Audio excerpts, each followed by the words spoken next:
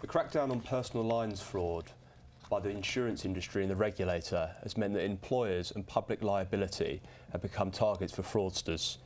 So how can insurers and their partners, like solicitors, fight back to root out this new menace?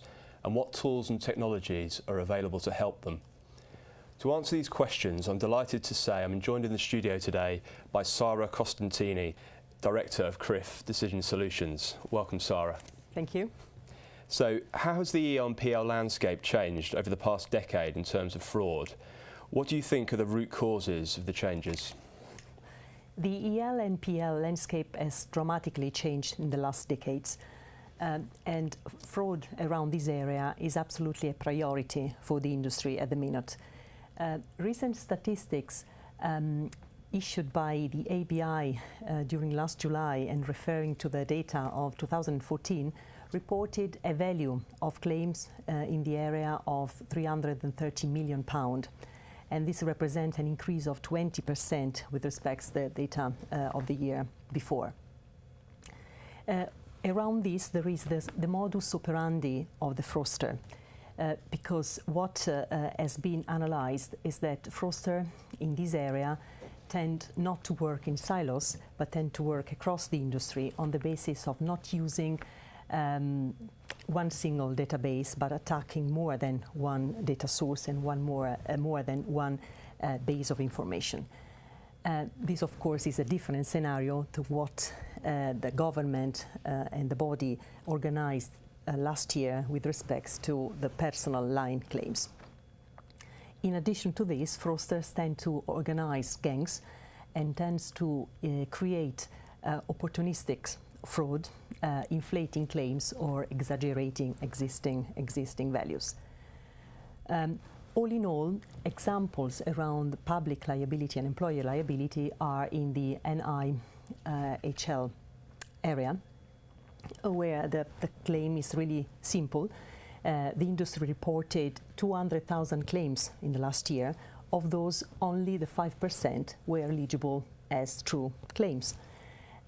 This was very simple on the basis of an employer reporting noise and the poor quality of data and the poor quality of reports around this.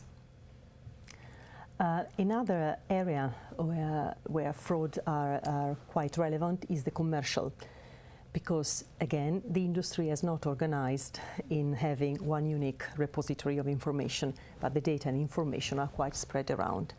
This means that differently from the insurance fraud register or the Q database, fraudster can use different sources of information and insisting in where lacking of communication is. The insurance fraud register on one side provided the industry with a list of known fraudsters. The Q database for PI, for example, provided a valuable history of claims for the single subject. Some interesting insights there.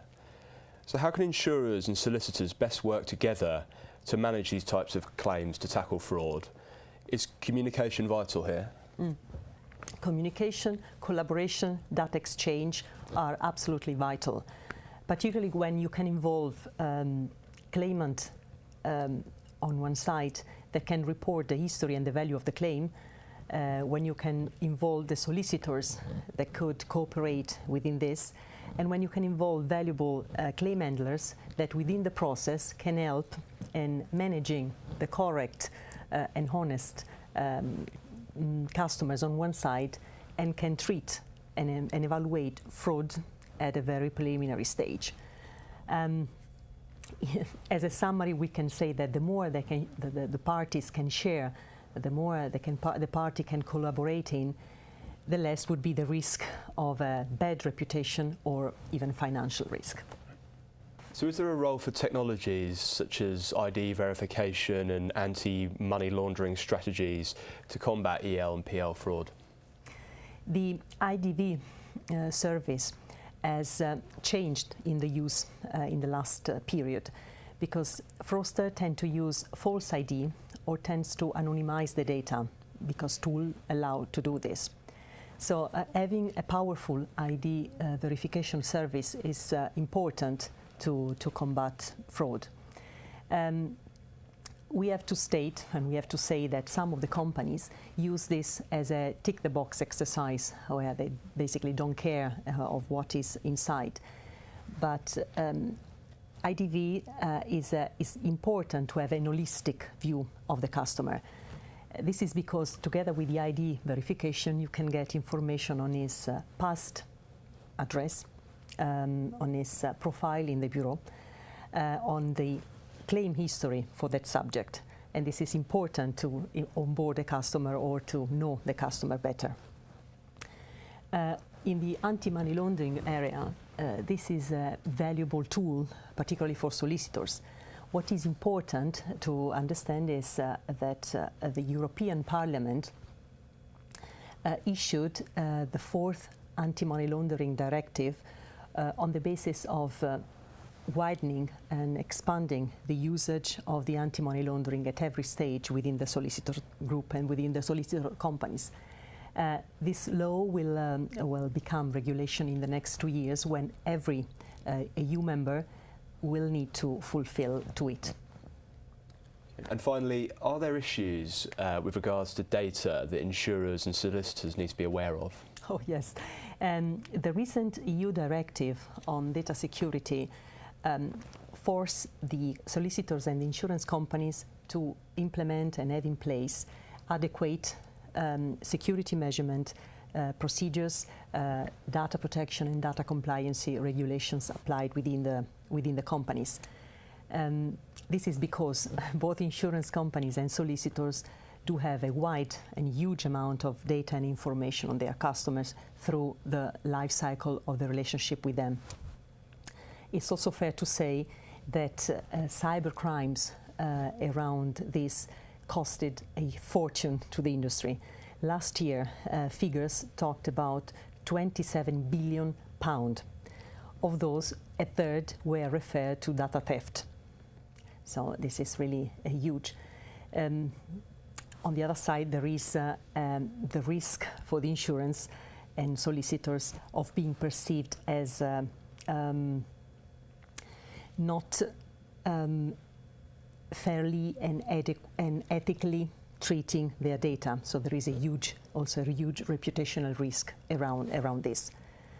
The Information Commissioner Officer on the other side did his bit. So apart from the data security, the data protection and the data compliance was very much involved in the management of the data. So as an overall concept and as an overall summary, I would say that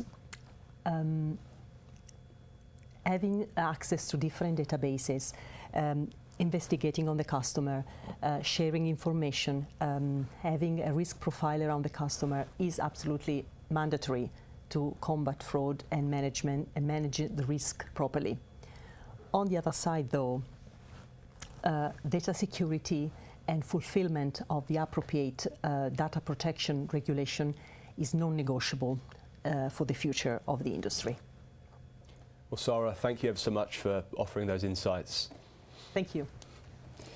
If you'd like to find out more about the CRIF EL and PL fraud offering, please check out the URL below. All that's left for me to say is thanks ever so much for watching. Until next time, goodbye.